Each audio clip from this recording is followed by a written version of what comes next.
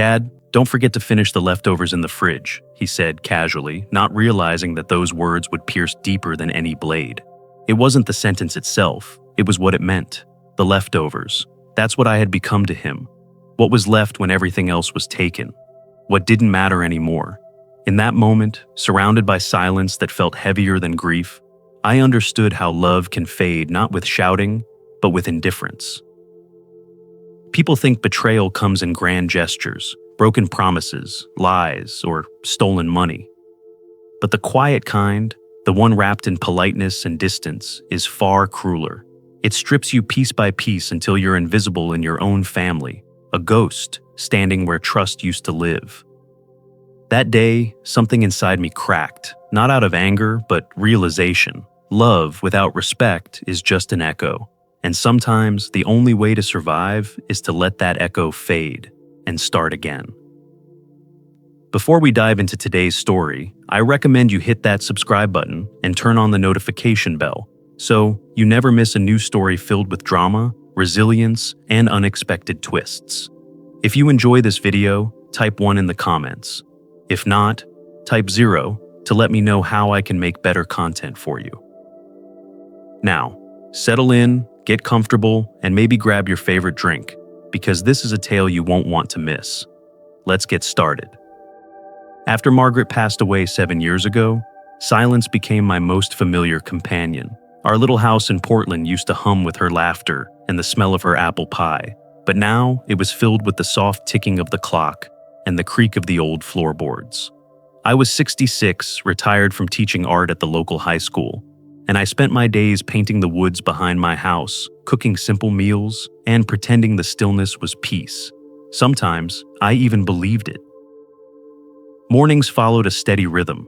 I woke up before sunrise, brewed strong coffee, and opened the blinds to watch the fog lift from the trees.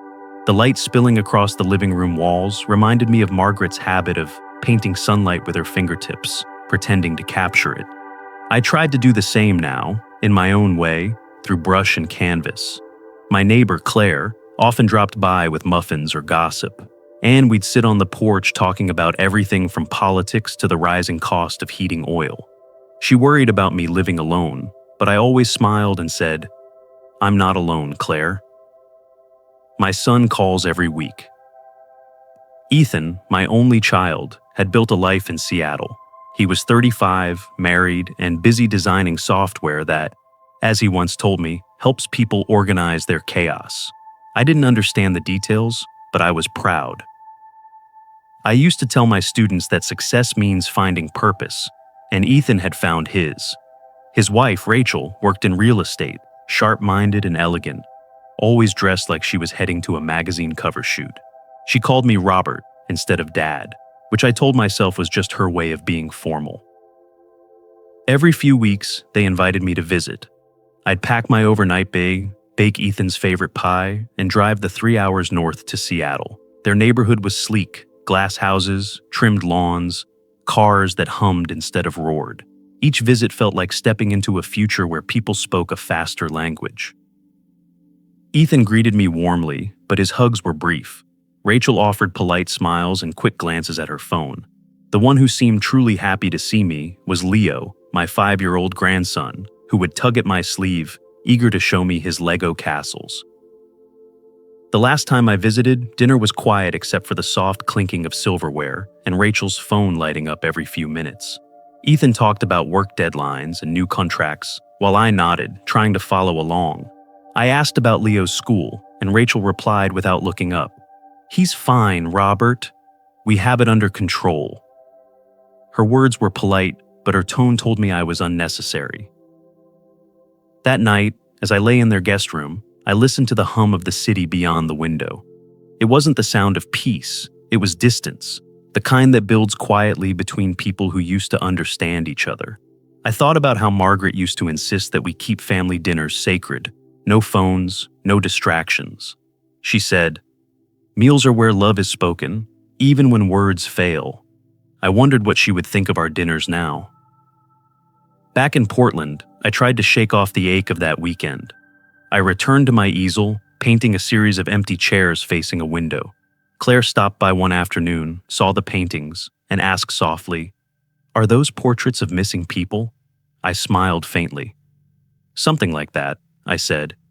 In truth, each chair was a conversation I wished I could still have, with Margaret, with Ethan, with the version of myself who believed time would never change us. Evenings were the hardest. The phone would buzz with a brief message from Ethan. "Hope you're doing okay, Dad." And I'd reply, "I'm fine, son. Take care of yourself." We both pretended those exchanges meant connection. I cooked dinner for one, sometimes too much, and packed leftovers neatly in the fridge, labeling them as if someone might come by and share them.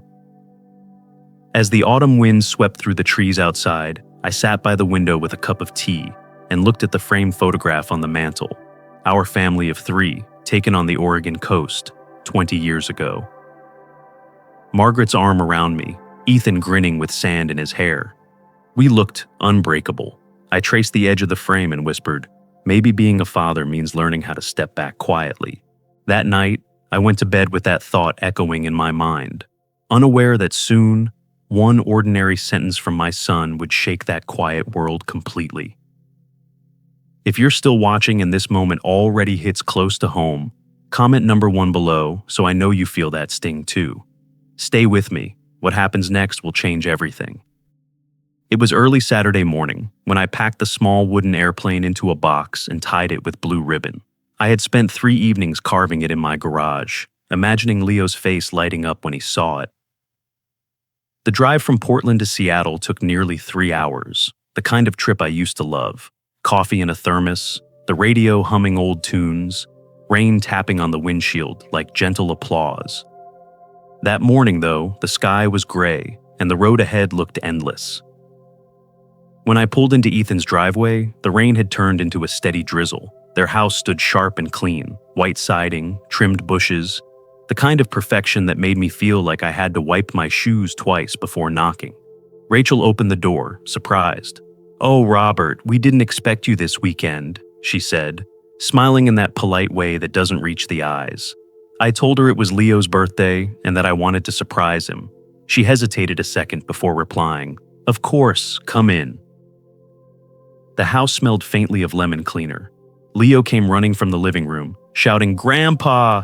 and crashing into my knees. That moment alone made the drive worth it. I handed him the gift, and his small hands tore through the wrapping paper. When he saw the plane, he gasped, turning it over in the light. "Did you make this?" he asked. "Yes, I did, buddy." His smile, pure and unfiltered, was the kind of joy I hadn't seen in a long time. Ethan appeared at the top of the stairs, a headset around his neck. "Hey, Dad," he said quickly. "I'm just finishing a meeting. Give me 10 minutes." Then he disappeared back into the office. Rachel knelt beside Leo, helping him clip the plane's wings. I could hear Ethan's voice through the door. Businesslike, confident, detached. By the time dinner came, Ethan was still half in work mode.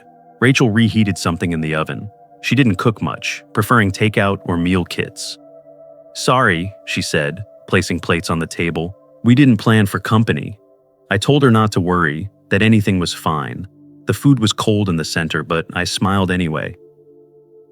We ate quietly. Rachel scrolled through her phone, occasionally glancing at Ethan's screen when it pinged with a new message.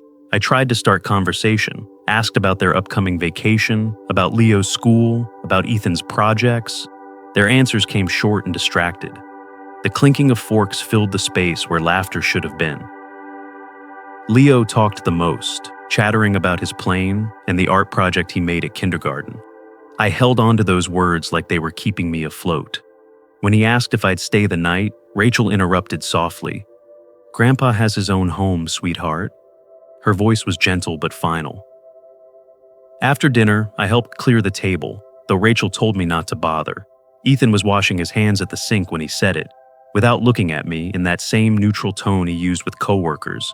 "Dad, don't forget to finish the leftovers in the fridge." For a moment, I froze. The sentence was ordinary, but it hit like a stone dropped into deep water. "Finish the leftovers." I looked at him, waiting for a sign that it was a joke, but he was already reaching for a towel, scrolling through his phone again. Rachel said something about a new listing, and the two of them drifted into another conversation. leaving me standing there, holding a wet plate. "Sure, son," I said quietly. My voice didn't sound like mine. Leo ran up, hugging my leg. "Will you come again soon, Grandpa?" he asked. I bent down and kissed his head. "Of course, buddy." That small embrace was the only warmth I felt that evening. When I stepped outside, the rain had grown heavier.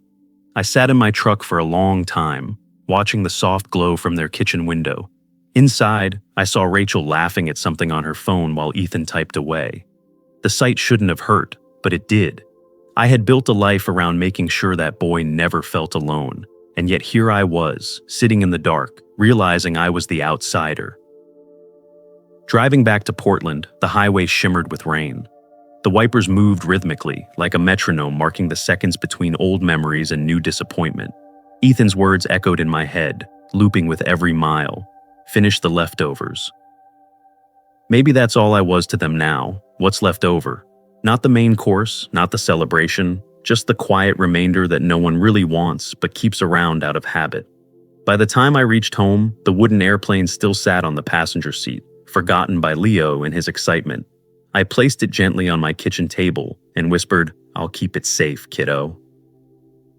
The fridge hummed softly behind me, filled with my own leftovers. For the first time, I didn't feel like eating. If you're still watching and sensing something's not right beneath the surface, drop a number 2 in the comments so I know you're catching the tension. The calm won't last long.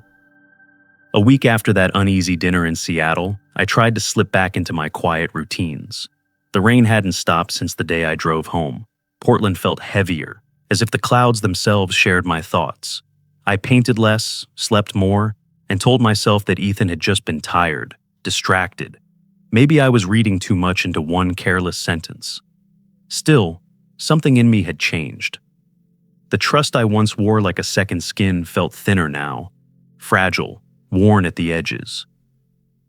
One morning, while balancing my checkbook, I logged into my online banking account. The numbers didn't look right. The savings account I shared with Ethan, money I'd built from 40 years of teaching, art commissions, and Margaret's pension, was missing $50,000. I refreshed the page, certain it was a glitch. The number didn't change. A withdrawal notice blinked at me. Funds transferred to secondary account, authorized user, Ethan Mitchell. My throat went dry. I stared at the screen for several minutes before picking up the phone. When Ethan answered, his voice was calm, cheerful even. "Hey, Dad. Everything okay?" I cleared my throat. "There's some money missing from the joint account, $50,000. He didn't hesitate. "Yeah, I moved it last week. I should have told you. It's just for a short-term investment. Rachel found a property deal that's practically guaranteed." I gripped the receiver tighter. "You used our savings?" Not used, Dad. Borrowed. I'll pay it back as soon as the sale closes. You'll probably make a little extra from it." His tone carried the same reassuring authority he used as a kid whenever he wanted to convince me of something. Like when he'd broken the neighbor's window and said, "It wasn't a big deal." I wanted to believe him. My son, my only child, wouldn't lie to me. "All right," I said finally, though the words felt forced. "Just keep me updated." "Of course." "Don't worry, Dad. Everything's fine." When I hung up, I stared at the silent phone, trying to convince myself he was right. But that night, I couldn't sleep. Something about the easy way he'd said, "Don't worry," kept me awake. Margaret's old voice drifted through my memory. "If something feels wrong, Robert, it usually is." 3 days later, an envelope arrived in the mail from the First Pacific Bank.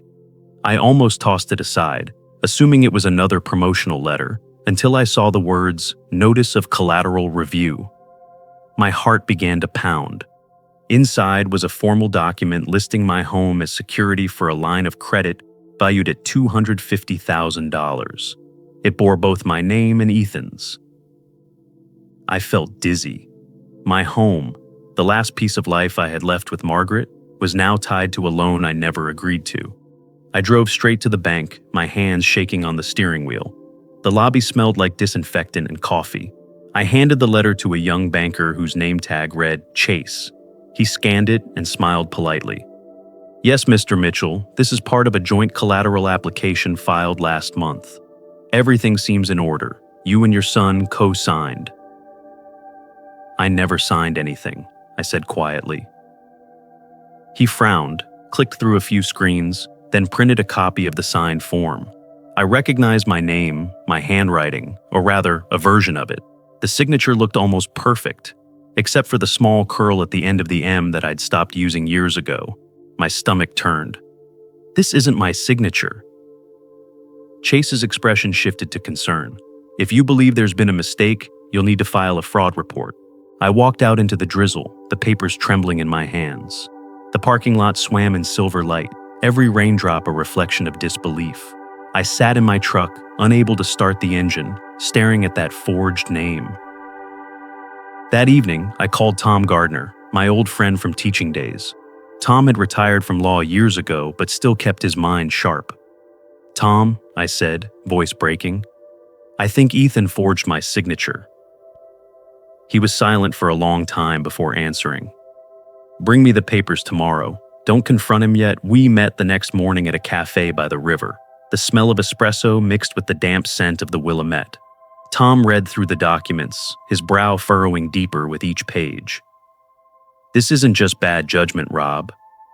This is fraud. If the bank decides to pursue it, he could face serious charges." I stared out the window at the water. "He's my son, Tom." "I can't," Tom interrupted softly. "Then you'd better start thinking about what you can do before someone else decides for you." The rain outside grew heavier, smearing the view until all I could see were blurred lights and my reflection in the glass. An old man caught between love and betrayal. I folded the papers carefully, placed them in my coat pocket, and whispered to myself, "How did my own son turn me into a liability?" If you're still watching and your heart's racing like mine, type number 3 below so I know you're bracing for what's coming. Trust me, you won't see it coming. The rain hadn't stopped in days. It beat softly against my windows, a sound I used to find comforting. Now it felt like a reminder that everything I'd built, trust, family, stability, was being washed away piece by piece. I woke early that morning, dressed carefully, and gathered the documents Tom had organized for me. Each page carried my name, my life, and one false signature that had changed everything. When I arrived at the notary's office downtown, the clerk greeted me with the kind of polite indifference reserved for bureaucratic errands. The fluorescent lights buzzed faintly overhead. I explained my situation as calmly as I could. My son had forged my signature on a power of attorney and used it to secure a loan against my home. She didn't flinch, just nodded, handed me a clipboard, and said, "You'll need to sign here to revoke the authorization."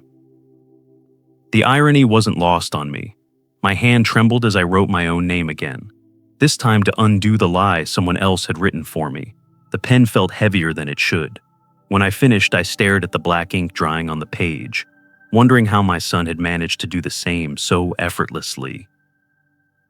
Tom met me afterward at the coffee shop near the courthouse. He looked seared but composed, a man who had seen too many human failures to be surprised anymore. "The revocation is filed," he said, stirring his coffee. "I've notified the bank. They'll freeze any related transactions until the investigation's complete." I exhaled slowly. "So, that's it? It's fixed?" "Not exactly," he said. "It stops the bleeding, but the wound's still open. Ethan could still be liable if they pursue fraud." Fraud. The word tasted bitter. It didn't sound like something that belonged to my son. I'd raised him to be better than this. He used to help Margaret and me with taxes, always meticulous and patient. I remembered him at 16, proudly showing me the first paycheck he'd ever earned from a summer job, saying, "I want to help out around the house, Dad." Somewhere between that boy and the man he became, something had broken. On the drive home, I kept thinking about that moment at the notary, the way my hand had shaken, the guilt that clung to me even though I was the one who'd been wronged. By the time I pulled into my driveway, my chest felt tight, not from anger, but from grief, the kind that doesn't cry, just lingers. I poured myself a cup of tea and stared out the kitchen window. The phone sat silent on the counter. Finally, I picked it up and called Ethan. He answered on the third ring. "Hey, Dad," he said cautiously. "Everything okay?" "No," I said quietly. "I went to the bank today." "I know what you did." There was silence, broken only by his breath on the other end. "Dad, listen, Rachel said it was temporary. We just needed collateral for a deal. I didn't think—" "You didn't think," I interrupted, my voice steadier than I felt. "You used my name. My house.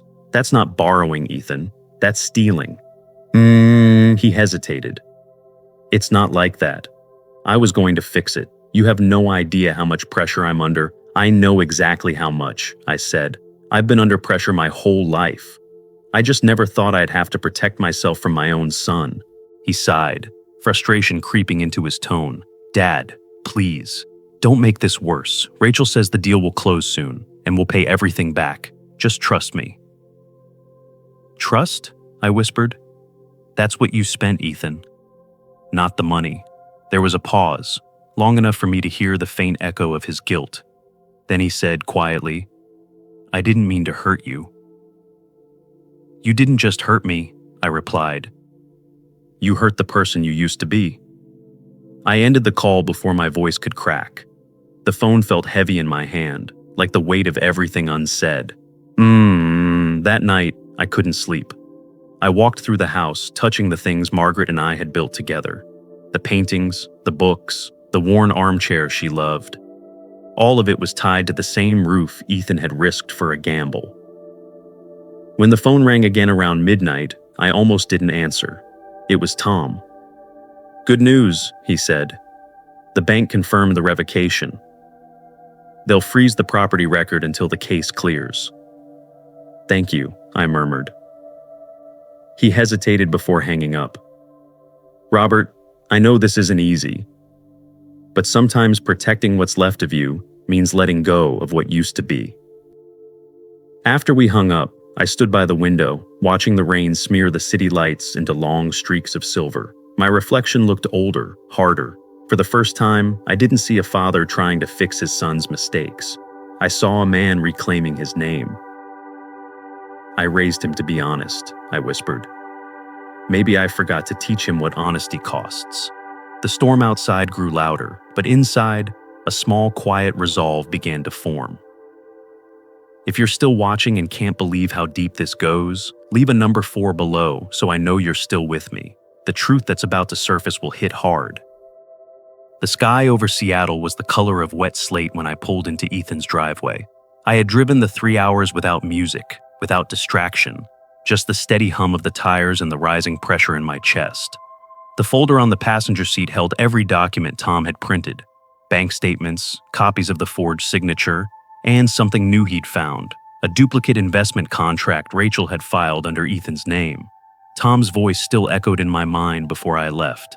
"Stay calm, Robert. Speak the truth. Let them show who they really are." Rachel opened the door before I could knock. She looked startled but recovered quickly, that polished composure sliding back into place. "Robert," she said, forcing a smile, "this is a surprise." "I'm sure it is," I replied.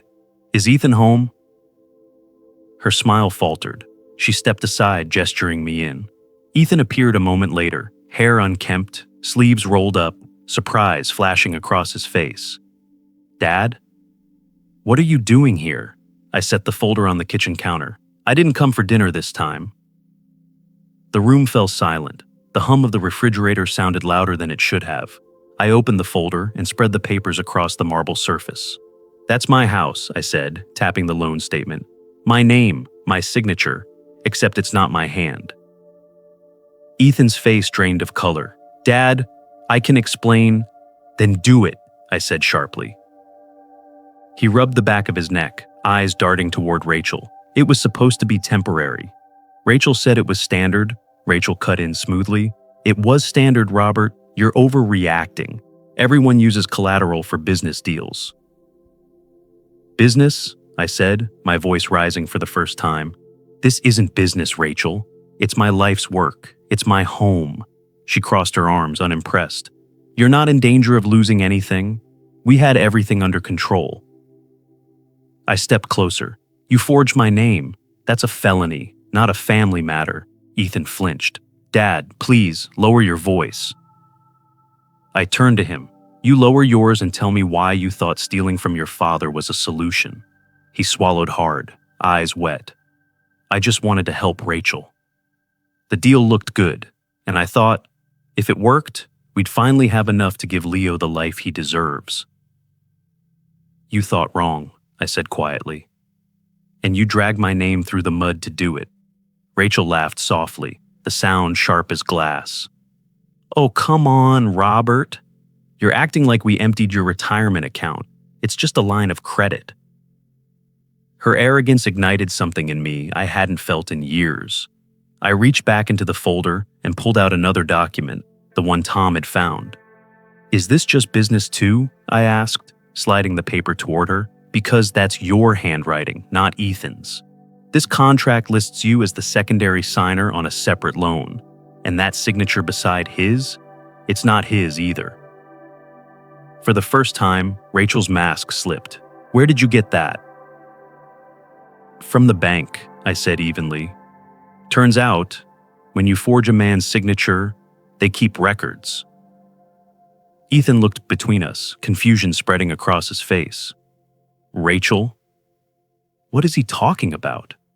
She turned to him, her tone suddenly defensive. It's nothing, Ethan. Just paperwork.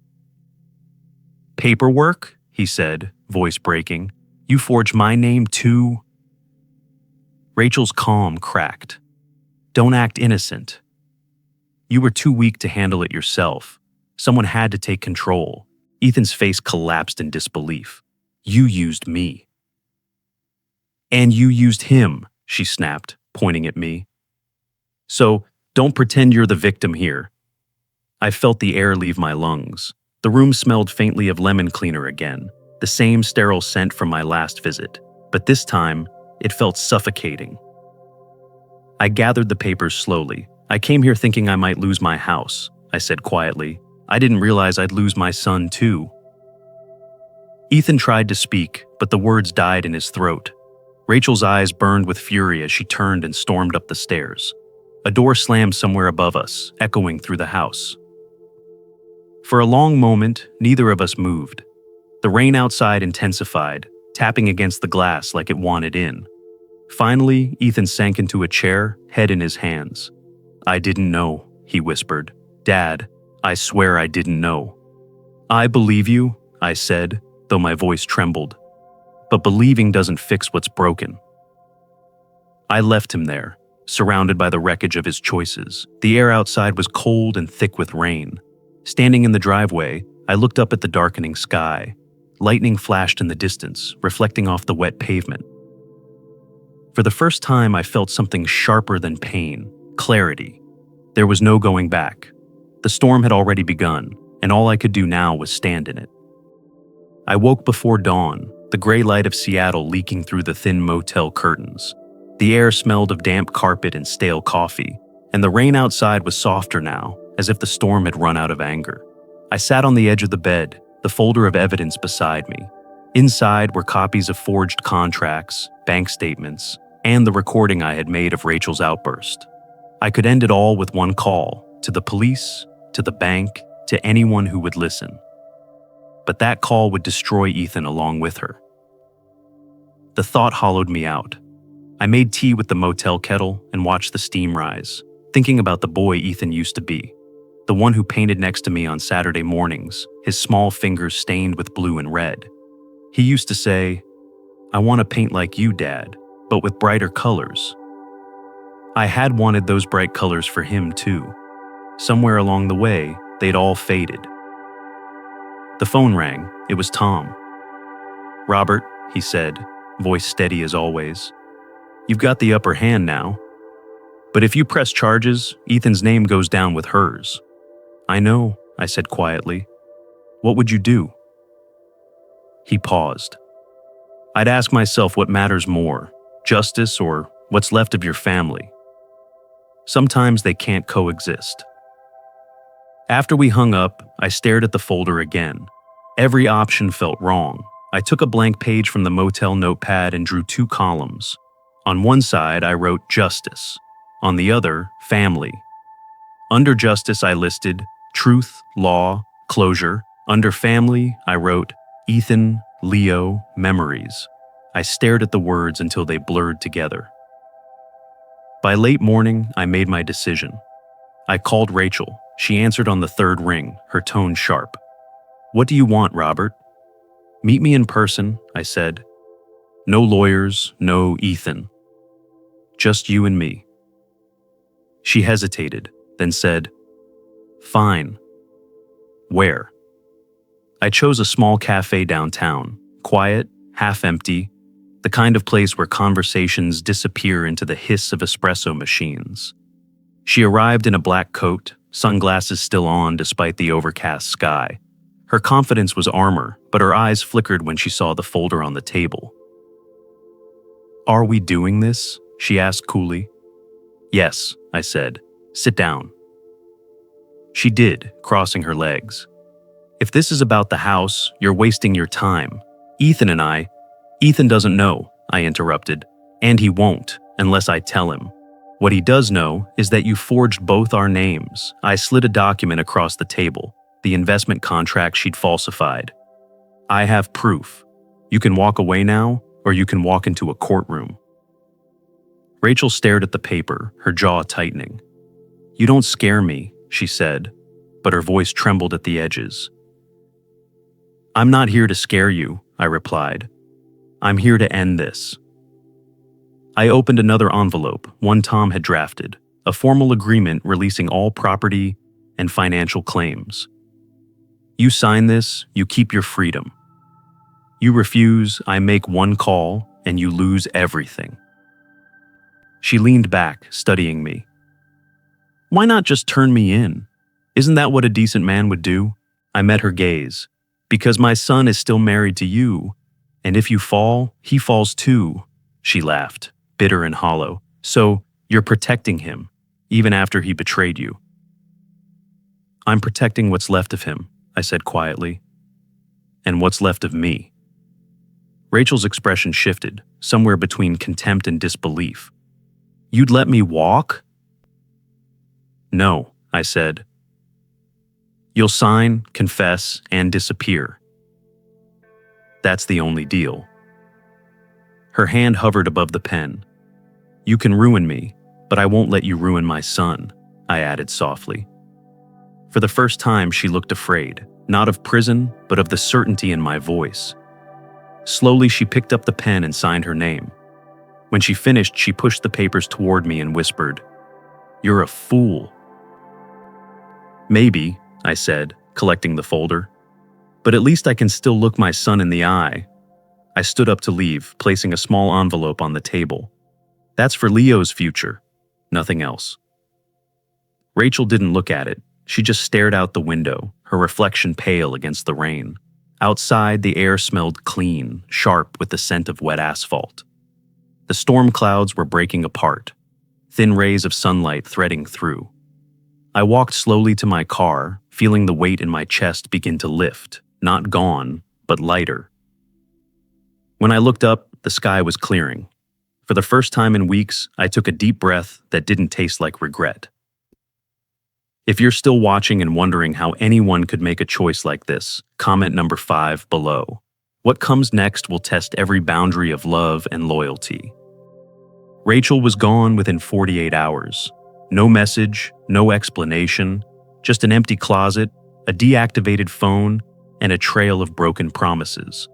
The house in Seattle was left half-packed, papers scattered on the kitchen counter like debris after a storm. Ethan called me 2 days later. His voice was low, stripped of the confidence that had once filled every word. "Dad," he said, "I've got nowhere to go." I didn't hesitate. "Come home." When he arrived in Portland, he looked smaller somehow, as if shame had carved pieces out of him. His eyes were red-rimmed, his clothes wrinkled, and the man who used to rush through life with purpose now moved like someone carrying invisible weight. I didn't lecture or demand explanations. I just opened the door, stepped aside, and let him in. That first evening, I cooked chicken soup, the kind Margaret used to make when Ethan was sick as a boy. We ate mostly in silence. He barely touched the food, but when he whispered, "I don't deserve this," I simply said, "Eat anyway."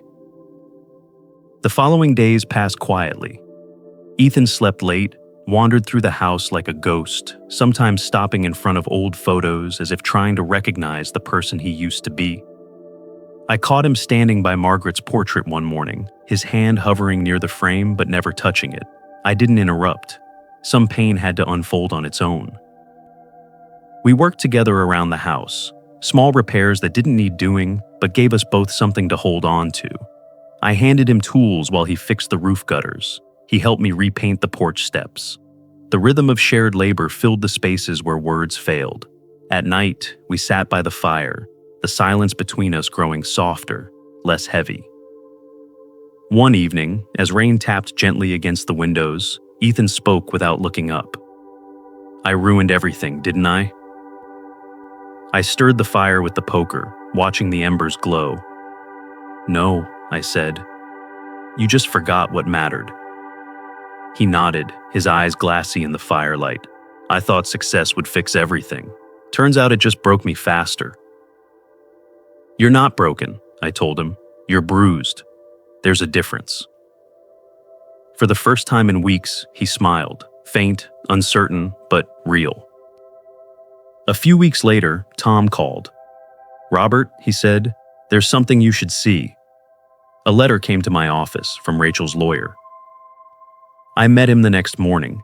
He handed me an envelope with my name written in Rachel's neat handwriting. Inside were two documents. One was a notarized statement confessing to the forgery and the fraudulent investment. The second was a financial transfer, returning the remaining assets and property shares to me. Tucked between them was a handwritten note. "You were right. I couldn't destroy that man, because he had something I never did.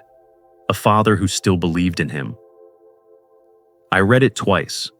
There was no apology, no request for forgiveness, just that single, aching truth. I folded the letter carefully and placed it back in the envelope. When I got home, Ethan was fixing the fence. I didn't tell him what Rachel had written. He didn't need to know that even she had recognized what he had nearly lost. "She made things right," I said instead. "That's enough." He looked up, puzzled, but didn't press. We went back to work, side by side. Spring arrived quietly that year. The rain softened, and the air smelled faintly of lilacs from the neighbor's yard. The house, once filled with regret, began to hum again with small sounds, footsteps, laughter, the scrape of paintbrushes. Ethan started looking for freelance work, teaching coding classes at the community center. I saw flashes of the boy he used to be in the way he encouraged others, patient and kind. One afternoon, we sat on the porch with mugs of coffee, the sun dipping low behind the pines. The sky glowed gold, the kind of light Margaret loved to paint. Ethan broke the silence first. "Thank you," he said softly. "For what?" "For not giving up on me." When I deserved it, I looked at him for a long time before answering. "That's what fathers do." "We wait until our sons find their way home." He nodded, eyes shining, and for the first time since the storm began, I felt peace settle over us like sunlight after rain. The world wasn't perfect, but it was mending, slowly, quietly, honestly. The morning light over Portland was softer than usual, filtering through the kitchen window like a gentle goodbye. I sat at the table, tracing the rim of my coffee cup, watching Ethan read the classifieds. The silence between us wasn't heavy anymore. It was peaceful, like the pause between waves. When he finally looked up, I said quietly, "I'm selling the house." He blinked. "You're what?" "I've decided," I said. "It's time. This house was your mother's dream, not mine to live in forever. I think I've been clinging to it because I didn't know who I was without her." Ethan set the paper down. "Where will you go?" "Somewhere quiet. Maybe the coast. I want to teach again. Painting maybe, or just how to look at the world without rushing through it." He frowned, the old habit of worry creasing his forehead. "You don't have to start over, Dad. You have everything here." I smiled. "No, son. I have memories here, but I think it's time to make new ones." A week later, Tom came over to help with the paperwork. We spent an afternoon signing documents, sorting through files, and talking about old times. As we packed, I found a yellowed envelope in Margaret's handwriting, wedged inside one of her sketchbooks. I hadn't seen it in years. The letter inside read, "If you ever lose me, promise me you'll still live, not just exist. Paint something new, even if it scares you." I sat on the floor for a long time, the letter trembling in my hands. For the first time, her words didn't make me ache. They gave me permission. Ethan helped me move out 2 weeks later. He carried boxes with quiet determination, never complaining, even when the rain started. "I'll visit every week," he said as we loaded the last box into his truck. "I know you will," I said, "and if you don't, I'll send a search party." He laughed softly, and the sound reminded me of the boy who used to chase seagulls on the beach. The new house sat on the Oregon coast, a small weathered place with peeling paint and a half-collapsed shed that I decided to turn into a studio. The first morning there, I woke to the sound of waves crashing against the rocks. The air smelled of salt and pine, and the horizon stretched endlessly in every direction. I hadn't felt that kind of freedom in years. The shed needed work, broken windows, warped floorboards, but fixing it became a kind of therapy. Ethan came on weekends to help. We sanded, painted, and rebuilt the place piece by piece. By the end of summer, it was no longer a ruin. It was the Second Light Studio. The name came from something Margaret used to say whenever she painted sunsets. The world always gives you a second light after darkness. I started small, offering free art classes for retirees and kids from the local school. The first day, only 3 people came: a widower named George, a quiet woman named Clara, and a shy 10-year-old girl named Mia. But by the second week, the studio was full of laughter, chatter, and the smell of paint. Watching them mix colors and rediscover joy made me realize that I hadn't just opened a studio, I had opened my heart again.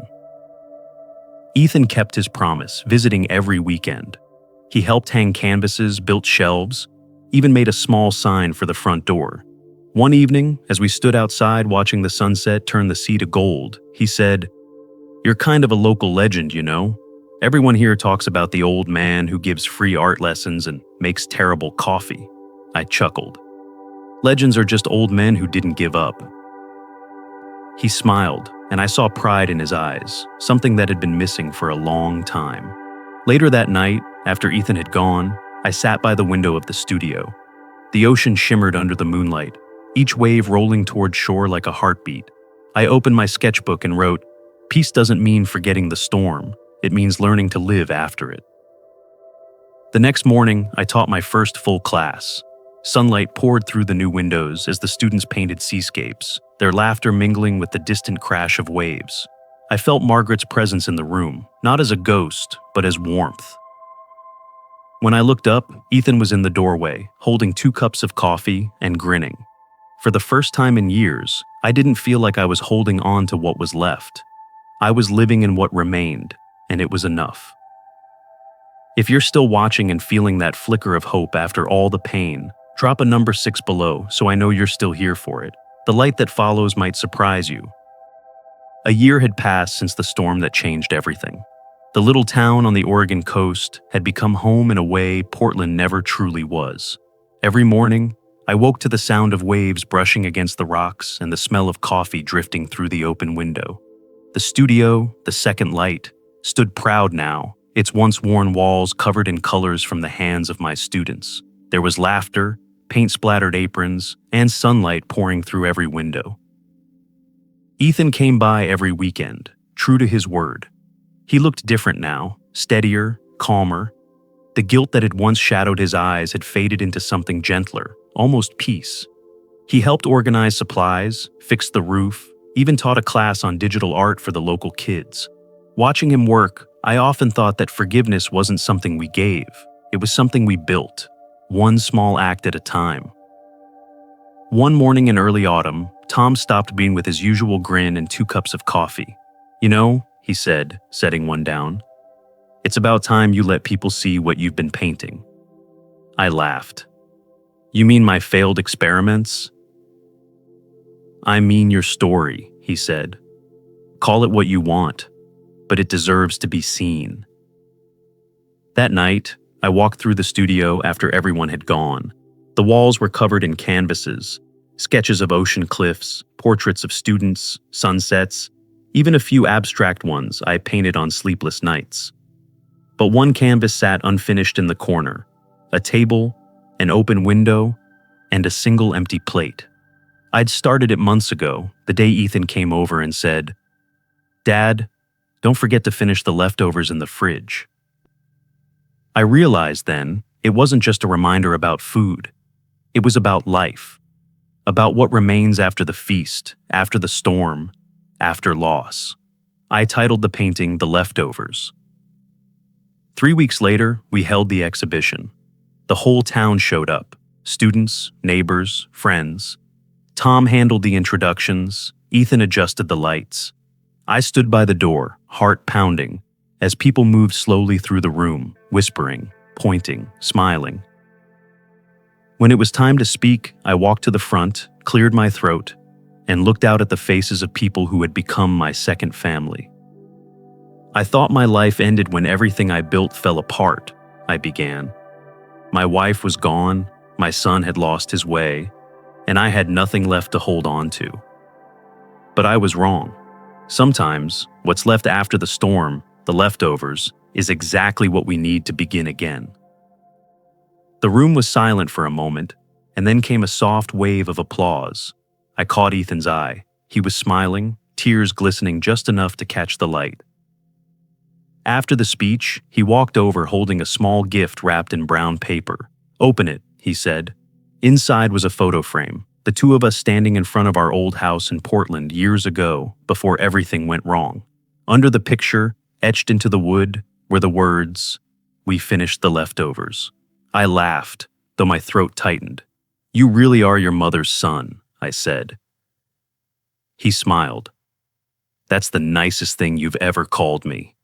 The crowd drifted away as the evening sun slipped lower, turning the sea outside into liquid gold. Tom clapped me on the shoulder. "You did it, Robert," he said. "You really did." When the last guest left, I stood alone before the leftovers. The painting glowed softly under the gallery lights. An empty plate, a wooden table, a window full of light. It wasn't about hunger or absence anymore. It was about what stayed behind: the warmth, the light, the promise of another meal, another chance. Ethan joined me, carrying 2 mugs of coffee. We stood side by side, watching the waves roll beyond the window. "You ever miss the city?" he asked. "Sometimes," I said, "but I think I was meant to end up here, near the sea, near peace." He nodded. "I'm proud of you, Dad." I looked at him, my voice quiet. "No, son. I'm proud of us. We made it." Later, after Ethan left, I walked outside. The air was crisp, the sky streaked in orange and pink. The horizon shimmered as the sun sank into the water. I closed my eyes and whispered, "Thank you, Margaret, for teaching me how to begin again." Behind me, through the studio windows, the leftovers caught the last rays of sunlight. The golden light spilled across the floor, painting everything in warmth. For the first time, I didn't see an ending. I saw a continuation.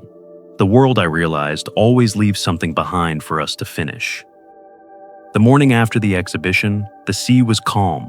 The tide whispered against the rocks below the bluff, the kind of sound that fills a room without asking to be heard.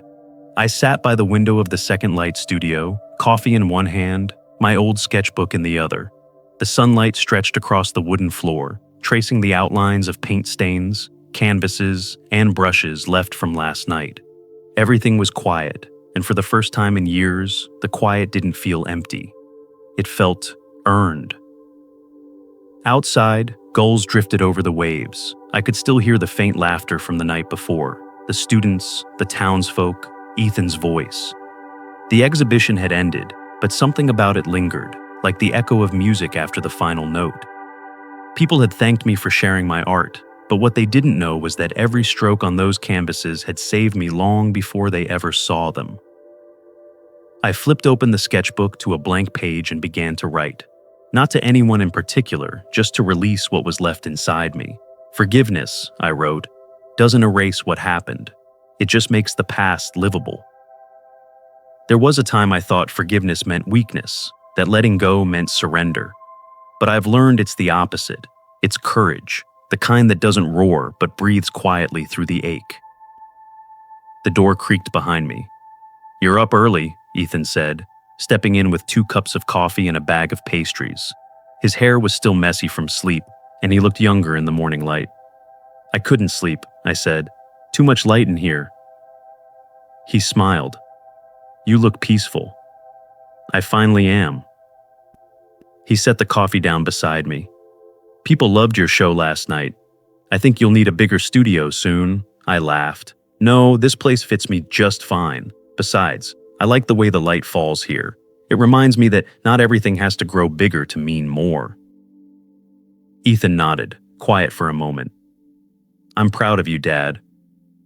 I looked at him, remembering all the times I'd said those words to him and how much they'd mattered. "I'm proud of you too, son," I said. "You came home." He stayed for breakfast, helping me hang one last painting that hadn't been displayed. It was small, just a window with sunlight spilling onto an empty chair. He asked what it meant, and I told him, "It's a seat for everything that used to hurt." He laughed softly. "You really did become poetic in your old age." After he left, I walked down the path to the beach. The sand was cool beneath my shoes, and the air carried that salty sweetness that always reminded me of Margaret. I could almost hear her voice on the wind, teasing me for drinking too much coffee and never wearing enough sunscreen. I sat on a driftwood log and watched the horizon. For years, I'd measured life by what I'd lost: my wife, my trust, my sense of purpose. But sitting there, I realized how much I had found. Peace, a renewed bond with my son, the joy of creating again. The things that remained weren't the fragments of a broken past. They were the foundations of a new beginning. I opened my sketchbook again and wrote slowly, letting each word settle like sand. If you're reading this someday, remember, what's left behind isn't always loss. The leftovers of life are what's worth keeping. The love that survives, the lessons that stay, the people who return. I looked up. The ocean was endless, shimmering like liquid glass. The gulls circled, the wind shifted, and for a fleeting moment, I felt connected to everything. The earth beneath me, the sea before me, the sky above. It was all one continuous breath. When I stood to leave, the sunlight caught the studio windows high on the hill. The glass reflected gold and silver streaks across the water. I thought of all the versions of myself I had been. The father who gave too much, the man who lost everything, the stranger who rebuilt his life one brushstroke at a time. Forgiveness, I realized, had brought me home, not just to my son, but to myself. As I reached the door, I turned for one last look at the horizon. The world didn't look perfect. It never had, but it was whole again in its own way. "Life always gives us a second light," I whispered. "You just have to be brave enough to see it." I went inside, closed my sketchbook, and dipped my brush into the paint. Outside, the waves rolled in steady and soft. Inside, the colors waited, ready to tell one more story. Life rarely unfolds the way we imagine it will. Sometimes, the plans we build so carefully collapse under the weight of disappointment and betrayal. Sometimes, the people we trust the most become the source of our deepest wounds. Yet, within that breaking, something remarkable happens. Space appears, space to rebuild, to see differently, to begin again. The truth is, we all live through storms, some loud and violent, others quiet and lingering. They take away what we thought we couldn't live without and force us to look at what remains. In those moments, it's easy to believe that everything has been lost, but loss is deceptive. Beneath its ache often lies the quiet foundation of renewal. What survives after destruction isn't the ruins, it's resilience. Forgiveness is the bridge between what was and what can still be. It's not a surrender to the past, nor an excuse for it. It's the courage to move forward without bitterness as your anchor. To forgive is not to forget, but to make peace with memory, to soften what was once hard, and to understand that pain, too, has its purpose. Forgiveness frees the heart to grow again. And growth doesn't always look like triumph. Sometimes it's found in small, ordinary acts.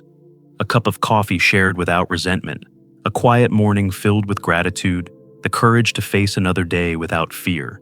Healing isn't a single moment of clarity, it's a slow unfolding, a gentle awakening to the fact that light still exists, even when it shines differently than before. Time, if we let it, has a way of turning scars into stories. Every disappointment teaches patience, every betrayal reveals truth, and every ending whispers of a new beginning. The art of living lies not in avoiding pain, but in transforming it, turning the fragments of what once was into the foundation of what will be. There's beauty in what remains. The leftovers of life, the quiet strength, the love that endures, the wisdom born of suffering, are the truest parts of us. They are the evidence that we have lived, struggled, forgiven, and continued. They remind us that meaning doesn't vanish when the music stops. It lingers in the echo, in the silence that follows. And so, perhaps the greatest act of courage is simply to keep our hearts open, to trust that beyond the noise of loss, there is still light. Not the blinding light of perfection, but the gentle kind that filters through cracks, touches what's broken, and makes it shine again. Life is not about what we keep or what we lose. It's about how we choose to carry what's left. When we stop clinging to what should have been, we make room for what still can be. The past may shape us, but it doesn't have to define us. The future waits for those willing to walk toward it, even when the path is dim. Because no matter how dark the night, the world always gives us a second light. These turning points remind us that setting boundaries and valuing ourselves is not just an act of courage. It's the foundation of living with dignity. Now, I'd love to hear from you. What's one lesson from this story that you feel connected to, and how will you apply it in your own life? Let's grow together by sharing our thoughts. If this story resonated with you, drop a 1 in the comments. If not, feel free to leave a 0. Your feedback helps us improve. And don't forget to like, share, and subscribe for more stories that touch the heart and spark reflection. Thank you for watching, and here's to living life with strength, honesty, and authenticity.